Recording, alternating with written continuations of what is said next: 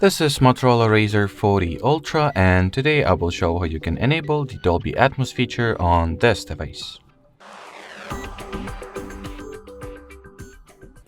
So to start, you will need to launch Settings, then enter the Sound and Vibration category.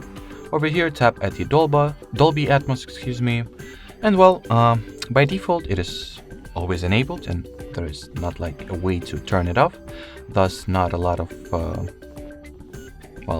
options to enable it respectively.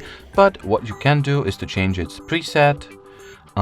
You can either make it that the Dolby Atmos will automatically change the equalizer graphs or parameters, in accordance with whatever content you currently consume, or you can select one of the specific presets such as music, movie, game, or podcast. Or you can also create a custom one and adjust the equalizer preferences to your liking.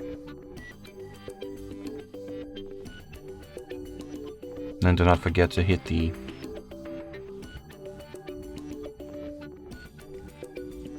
back button, and you can also use it in the custom mode.